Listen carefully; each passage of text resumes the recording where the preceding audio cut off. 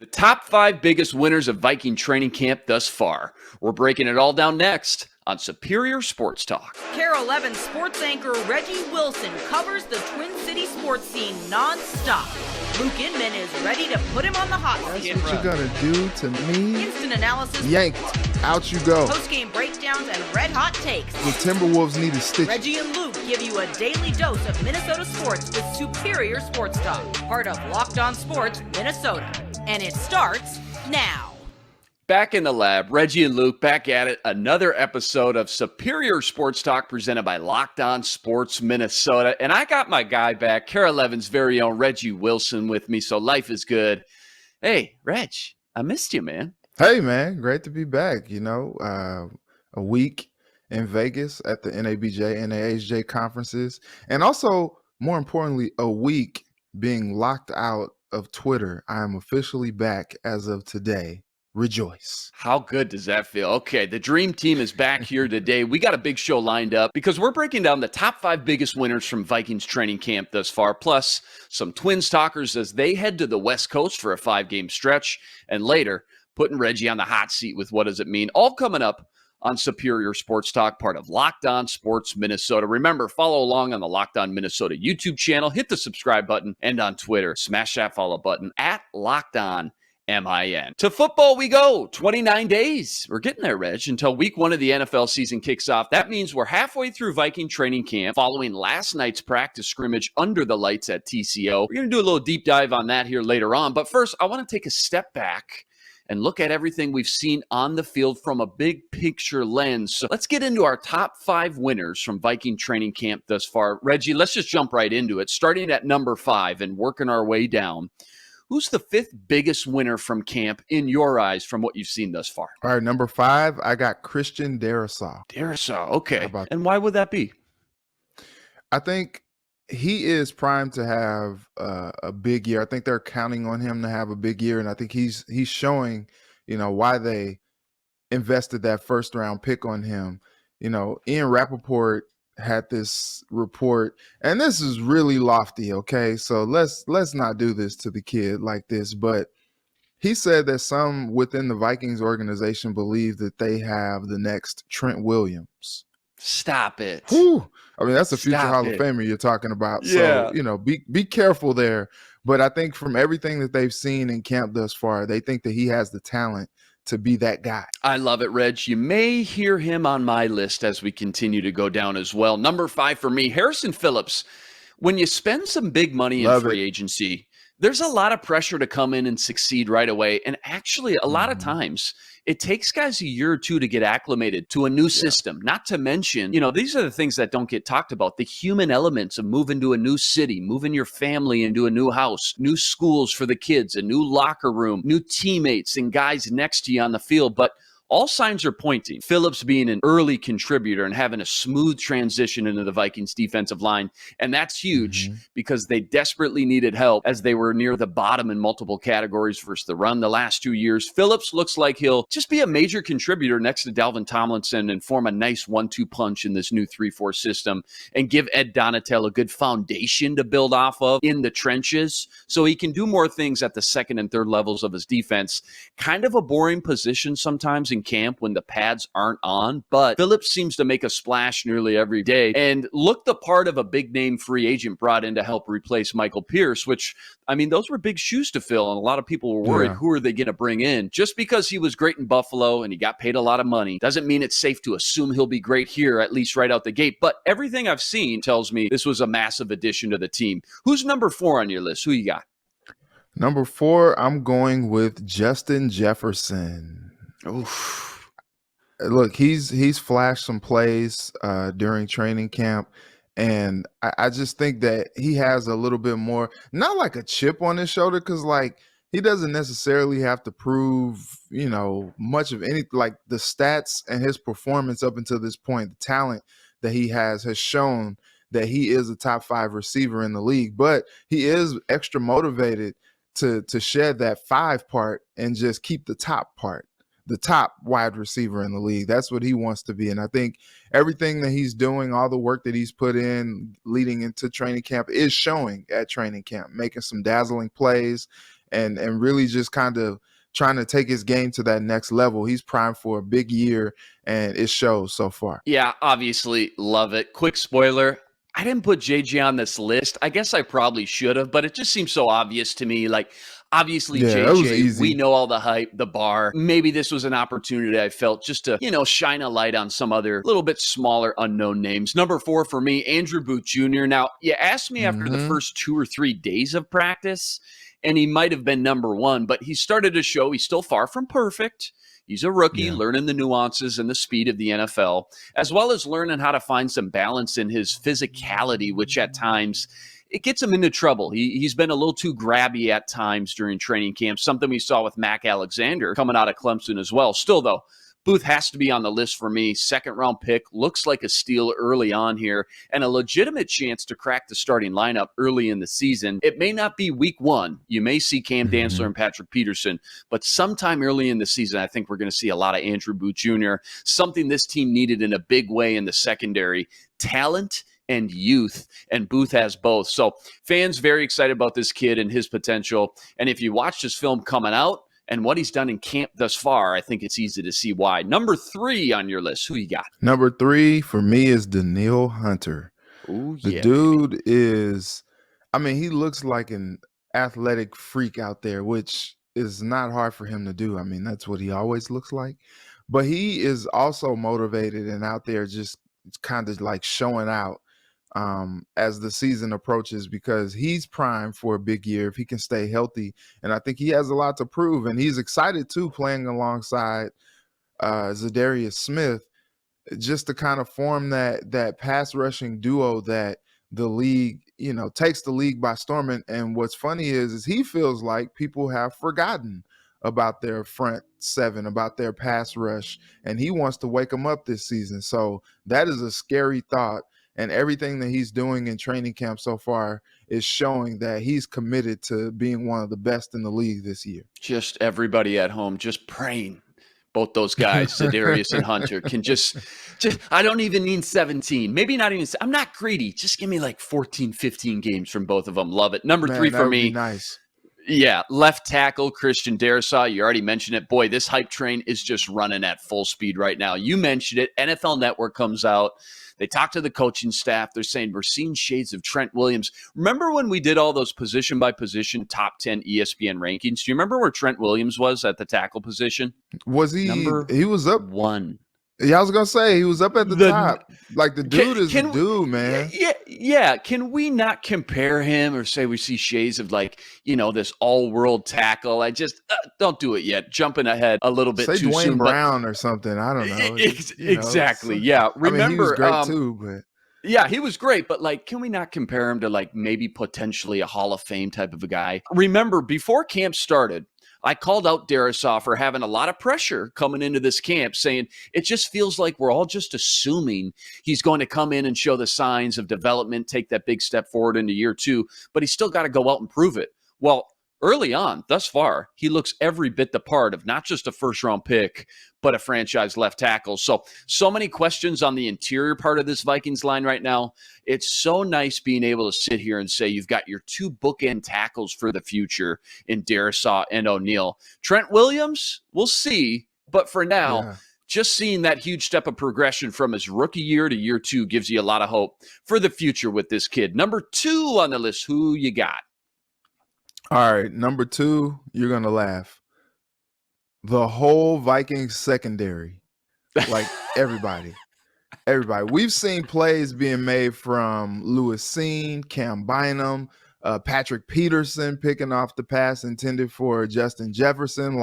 We've seen some play. Andrew Booth Jr. got the first interception of training camp. We've seen some guys make some plays. They're really aggressive, which is probably that hallmark, right, of the Ed Donatel, Vic Fangio style defense, which is what he's bringing to this Vikings team. They have ball hawks. If you look at some of the Vikings, some of the Broncos teams when Fangio and Donatel were there, some of the Bears teams when Fangio was there, the San Francisco 49ers when Fangio was there, they have these ball hawks that really kind of get after it. They're aggressive, and I think that's the type of style that you are going to see them bring over to Minnesota as they kind of establish themselves and really try to become a strength of this team. You know, we looked at the depth of that secondary position as a position of need going into the draft. And I think coming back now on the other side of the draft, I think that's something that you are excited about. You know, all those guys that I mentioned, I didn't even mention Cam Dantzler. Like, they got some depth there, and they got some guys who are hungry, who are ready to make an impact and make some plays. I didn't even mention Harrison Smith in that number. Like, do you understand how many names I just listed with this defensive back unit? And now we're talking about heading into the season with them playing more aggressive and them possibly being one of the strengths of this team. That is exciting if you're a Vikings fan. Reggie's got me ready to run through a wall right now. Let's go! Jacked up with that Vikings secondary. Let's go, baby. Can't argue that. I'm going to steal your bit a little bit here, Reggie, and go with multiple players for my number 2. I've got two-part answer with 2 wide receivers on the list, KJ Osborne and Amir Smith-Marset. I think if we were playing training camp fantasy football, KJ Osborne would be like the number 1 player in the league right now. As much as JJ and Thielen have shined, that's a given. KJ's gone step for step with them. Big catches, touchdowns, every practice we're seeing. And he's doing that as the number 3 wide receiver. All those rumors, all the indicators were true. We're going to see a ton of 11 personnel and 3 wide receiver looks this year in this new offense.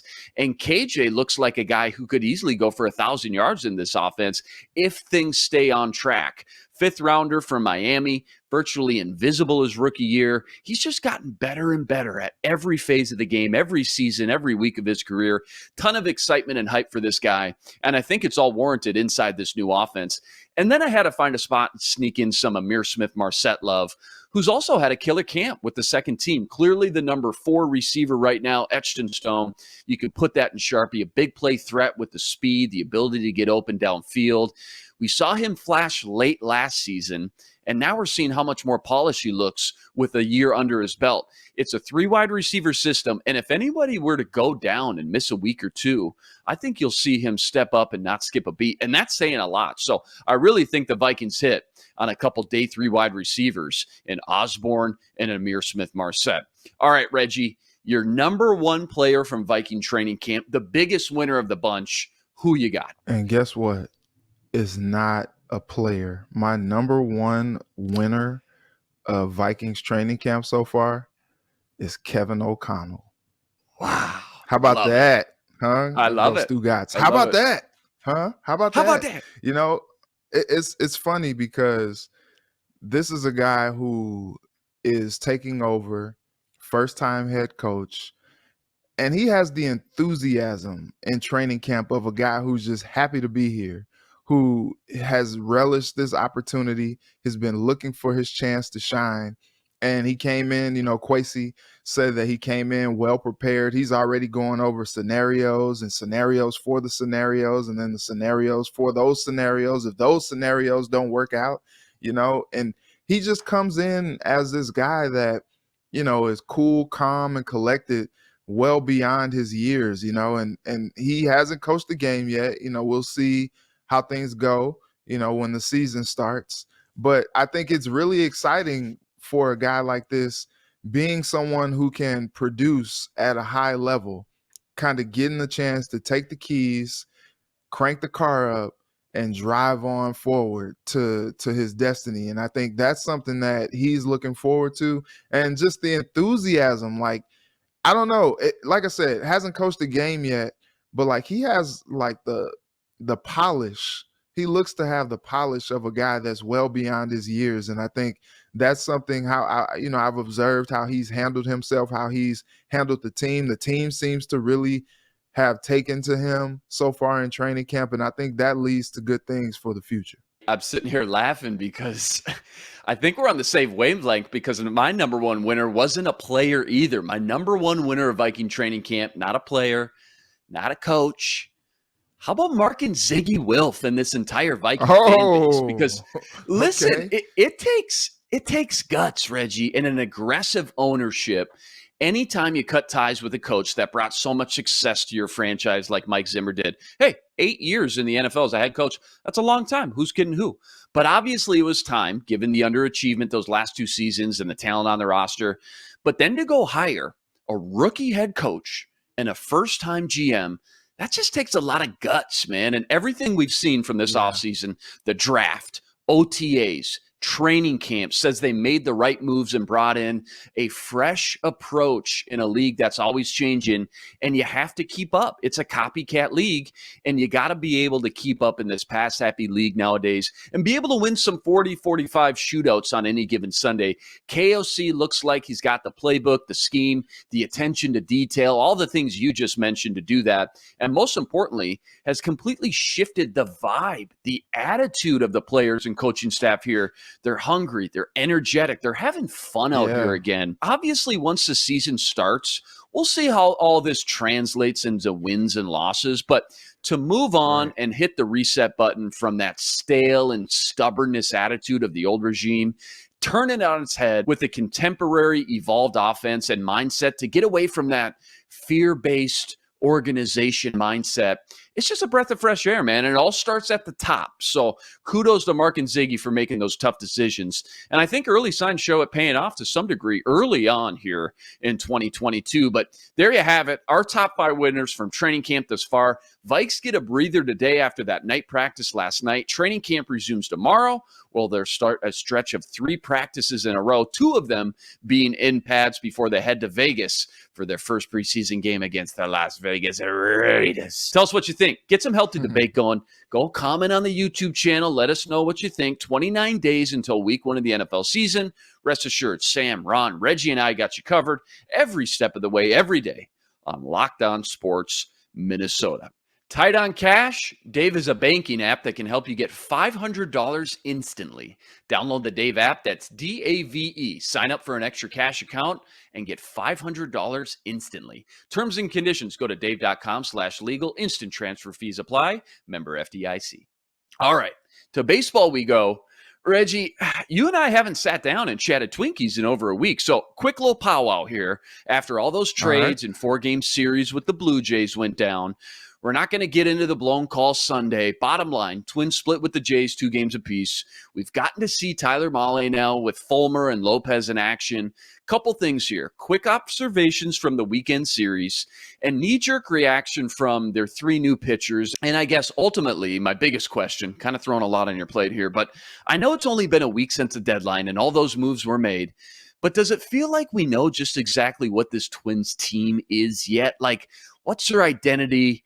And from what you've seen, given their schedule coming up and everything else, what do they need to do to string together some real momentum and go win this division? Like, who are they, Reg? Because it still feels like over halfway into the season, we still don't know. We just don't know. Yeah, I think it's funny enough, with only a few months left of this season, I still think it's a little too early to tell. But you know what?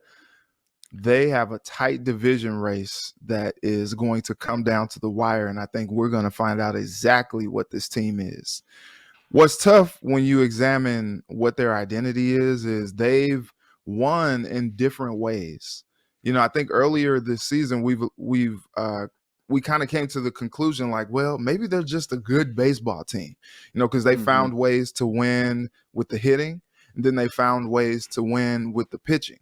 But I think over the last maybe month and a half or so, like they've been a little too inconsistent in both regards. And you're just like, well, I don't really know what to think. I do think that, you know, they needed to improve the pitching, and they went out and they got Tyler Mahle. They went out and got Lopez and got Fulmer. And I think that's something that is exciting. If you're a Twins fan, you're like, look, the pitching was a point of weakness, and they went out and got some guys. And then you don't even bring up the fact that, you know, if they make a postseason run, they could bring back Kenta Maeda as well. Maybe they even bring him like as a bullpen arm or something like that for this stretch run before, you know, making him a full-time starter again next season. And then now you got Tyler Mahle with another year of control, you know, as Chris Paddock works his way back from Tommy John surgery. Now you got Mahle, you know, kind of filling in that starter role as well. And so I think it's exciting. I think it's exciting.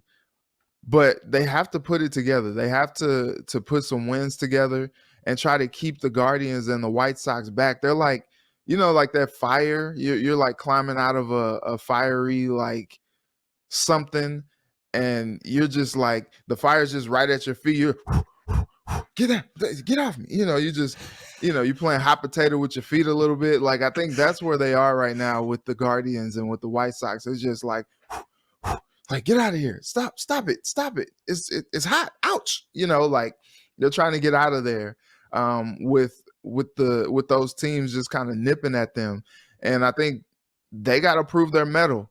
They got to show what they're about over these next few months because they've made moves. Like we wanted the Twins to be aggressive. They were aggressive. They went and got, Sonny Gray's teammate last year with Tyler Mahle. That was almost unexpected for me. If we're going to be real, like I knew they were going to get like some bullpen arms of some sort. Well, I knew they needed to get a bullpen arm or two, and they did that. But then I think getting Tyler Mahle was like such a pleasant bonus because, I covered this guy in Cincinnati the last several years. And at his height, he is a guy like he went 13-6 last year, like pretty darn good. At his height, he can be a guy that can really make some things happen. He's got good stuff, It's funny. I think the line was like, how does he fare when he's not pitching in such a hitter's park like Great American Ballpark was in Cincinnati? And so maybe, he pitches to contact quite a bit. Maybe this is something that allows him to pitch even better. And what a luxury it is for the Twins to have a guy like that down the stretch when you were just kind of just, making do, bringing up a guy from AAA, sending him back down for a spot start, things like that. Like when you actually have an established starter in this league in Tyler Mahle, that's a luxury for you. And I think, when you come out and your top three guys are Ryan, Gray, Mahle, like Gray and Mahle, I think at this point in their careers are not maybe like your ace. But if Joe Ryan can come through and be the guy that they expect him to be, as your ace, and then you got guys like Gray and Mahle right behind him as your top three, like you can do some stuff. And then if those bats wake up and do what they're supposed to do on a night in and night out basis, like that's going to be the challenge for them. Like, hey, we went out and we got what we needed as far as pitching. What are you guys going to do? What's the challenge for you to come out and hit consistently night in and night out? And I think that's going to be what, you ask that question, what is this team's identity? We're going to find out. We're going to find out if they are indeed a good baseball team that can make a push and make the postseason and make some noise and finally win a postseason series for the first time in 1,000 years. Yeah, by the time it was all said and done, everybody loved the acquisitions and the moves that they made to go get those three pitching arms. But did they have to wait till the very last second and make us sweat like that, man? Everybody's sitting there looking at the clock going, oh, my God, they're really going to do it, aren't they? They're not going to make a move, are they? And then all of a sudden, boom, boom, boom, three great trades that go down without giving up any of their top five prospects as well, which was huge. Yeah, they win a couple big. They lose a couple big. They win some games that they're not supposed to, rally from behind, couple walk-off winners. But for every one game of those, there was 2 or 3 blown leads late in games that they lost as well. So they add some pitching help, still go 2-2 against a good team there this weekend against the Blue Jays. Fans just growing tired of the inconsistencies and lack of real identity, I think, because they know they got the talent. And remember, you mentioned it, those first 2 months, we just looked at each other after the 2 months went by. I go, maybe they're just a good ball club, like you said. So just doesn't feel like many fans have confidence they're going to go out and take it themselves, this division, that is, from what we've seen thus far, whereas they may end up winning it when it's all said and done. But it's going to feel like they maybe won it by default because it's just such a soft division they play in. Time will tell, and who's kidding who. Still plenty of baseball left to be played. Day off yesterday, now to the West Coast. 2 against the Dodgers, 3 against the Angels before coming home and playing 13 of their next 16 in the backyard here at Target Field. BetOnline, your number one source for all your betting needs, stats, news, and info. BetOnline makes betting easy. Go to betonline.net today to learn more. That's betonline.net. It's where the game starts. All right. The time has come. My favorite segments here. I'm putting Reggie on the hot seat with What Does It Mean, covering all the latest hot topics in Minnesota sports. First up, CBS Sportsline's latest article ranks the top 25 NFL free agents for the upcoming 2023 offseason. Of the top 25 players, you got big names like Tom Brady, Lamar Jackson, Derwin James, Roquan Smith, Chicago Bears in the division. Not one Viking was found on the list. What does it mean when it comes to the Vikings' long-term outlook for success and their window for opportunity to string together and build a possible Super Bowl run with their core and foundation intact? Just to give you a quick little rundown, here's their free agents next year, Reggie. Alexander Madison, love the guy, but a backup running back on paper. Irv Smith Jr., Patrick Peterson, Garrett Bradbury, Chandon Sullivan, Jesse Davis. So Irv Smith, Patrick Peterson, Garrett Bradbury, probably your top three biggest names as far as starters go. Yeah, I think, I mentioned it last night on KAREL 11. When Kwesi talked about this team being in a competitive rebuild, people were like, huh? What does that mean? Right. Competitive. Either you're trying to be competitive or you're rebuilding. Which one is it? It can't be both. And I think what he's showing is this Vikings team defines that. They are competitive. They brought guys in like Harrison Phillips and Za'Darius Smith, and you're just like, oh, okay, so that's how they're doing it. But then you go ahead and draft guys like Lewis Seen, Andrew Booth Jr., and you got young guys on the roster like KJ Osborne, Amir Smith-Marset, Cam Bynum, Cam Dantzler. I think both can be true at the same time.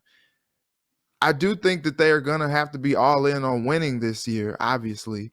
But when you talk about like predicting their long-term outlook, I think if they have another strong draft, I guess another strong draft is kind of weird to say because we have not seen the results of this draft yet. No, but I get it though. We can glean something though. Yeah. I do think that they made some hits on some guys in this draft this year that they're expected to make a considerable impact moving forward. But if they hit on the draft next year, and then you talk about them having more young guys to infuse with some of the pillars of this team, I do think that this can be a team that can just transition through some of the older players, through some of the old regime into the new regime, and still be able to compete at a high level, compete in this division. Because what we've seen is, look, the Bears are probably not going to be much of anything this year. But you do expect them to continue to grow and get better, especially with the young quarterback in Justin Fields. Like, they're going to compete moving forward, this year not including. The Lions, they're surging. You don't really know what to expect from them because you don't really know what you're going to get from their quarterback, Jared Goff. But the young talent that they are assembling, like, they look like they are building themselves into becoming a bully.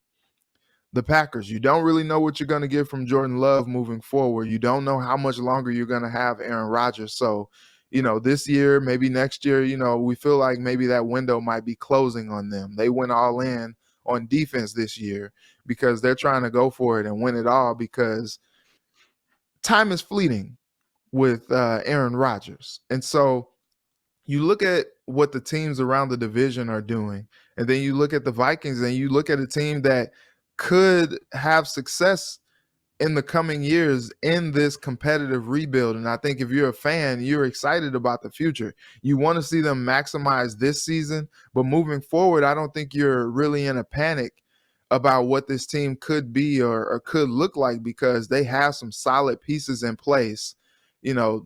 Next year's free agents notwithstanding, I think if you lose some of those guys, you feel pretty good about where the team is. Earlier today, I mentioned the secondary being one of the winners of training camp. We did not mention Chandon Sullivan at all, which that's pretty exciting when you think about it because they brought him in to be a depth piece and to be a guy that can really contribute and help, especially in place of these young guys as they try to, continue to figure things out. Like Andrew Booth Jr. is expected to be a dude, but at the end of the day, he's still a rookie. And so he's going to have his growing pains and some lumps. And so you got some veteran guys in there to kind of help supplement as he learns and grows. And so I think if you're a fan, you're excited because this is something that you can see like the signs, you can see like the writing on the wall, like, okay, I see what Kwesi's trying to do here. Like, this could be a team that could compete long-term moving forward. Hey, just to your point about this draft class looking good already, and I know it's early, let's pump the brakes. Obviously, these guys got to stay healthy, and week one, bullets are going to be flying. I remember when Stephon Diggs came into training camp in 2015 and lit that camp on fire. Sometimes you can just tell when guys get into camp right away, whether an undrafted Thielen or a fifth rounder like Diggs or a first rounder like a Lewis Cine, you can kind of gather some information pretty quickly and see if their head's spinning and they're lost and they're still months away, or if they're picking up the system quickly and they're going to have a smooth transition. Like, at the end of the day, we're just playing football. It's the same thing you've been playing your whole life. Yeah, there's a lot of variables to learn for sure, but so far, Lewis Cine already getting reps with the one and looking good too. Not just force-fed, like, we'll go in there and just learn on the fly. Like, he looks good so far for, again, a first-round rookie. Andrew Booth Jr. lighting up and loading up the highlight reel since the first day of training camp. And Ed Ingram already getting reps with the one as well. So it looks like this draft class is pretty solid. And then back to those free agents. Look, if your biggest three free agents are a backup running back, Irv Smith Jr., who's obviously had a hard time staying on the field,